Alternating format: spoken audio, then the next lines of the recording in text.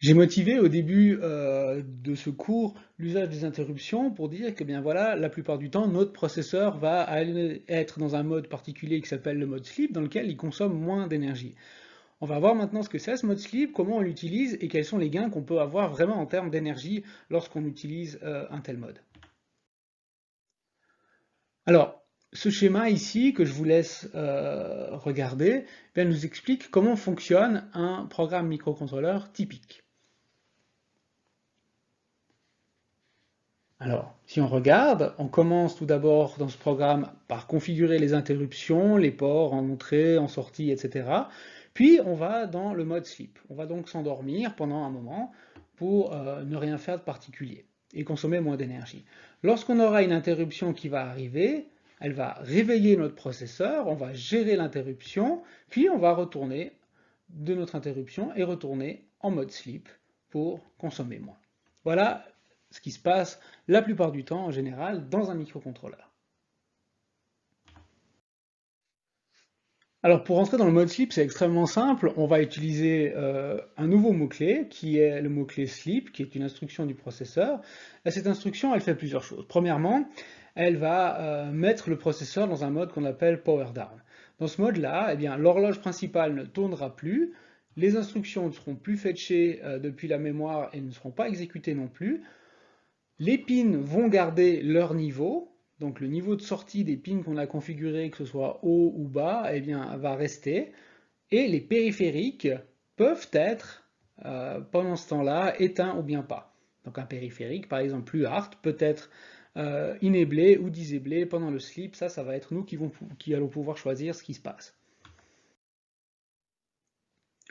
Lorsqu'on est en mode sleep, eh bien, on va attendre qu'une interruption nous réveille, et dans les sources d'interruption qu'on va avoir, on va par exemple avoir un reset, le watchdog, on parlera du watchdog un peu plus tard, une interruption sur une pin d'entrée-sortie, un changement sur RB, un timer, on reçoit une donnée sur le port UART, on a terminé une conversion analogique numérique, ou d'autres conditions encore. Alors pourquoi est-ce que c'est intéressant d'avoir un mode sleep? On a ici une représentation d'un schéma qui nous donne la consommation du processeur en moyenne pour différentes fréquences d'oscillation et différentes tensions d'alimentation.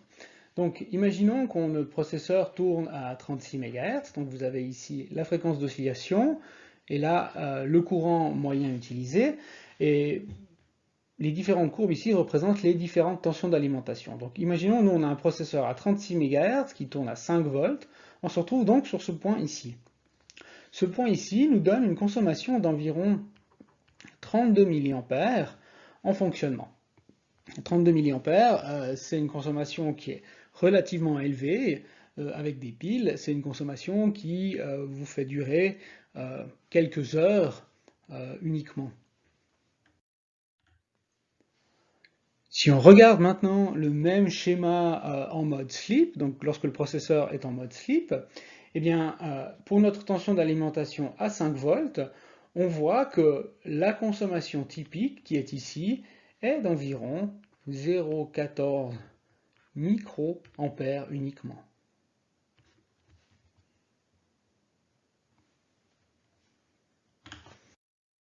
Nous arrivons à la fin de cette leçon dans laquelle nous avons vu comment fonctionnaient les interruptions, à quoi ça servait globalement, comment elles étaient implémentées sur microcontrôleurs, donc au niveau du hardware, comment les différentes sources d'interruption pouvaient être masquées, et comment une interruption globale, un signal d'interruption globale, pardon, peut enabler ou disabler toutes les interruptions.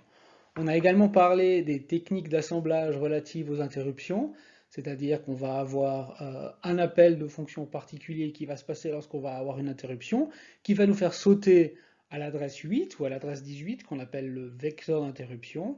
Et lorsqu'on aura fini notre interruption, eh bien, on va avoir à appeler l'instruction readFIE, Return from Interrupt, qui va nous faire retourner dans notre code.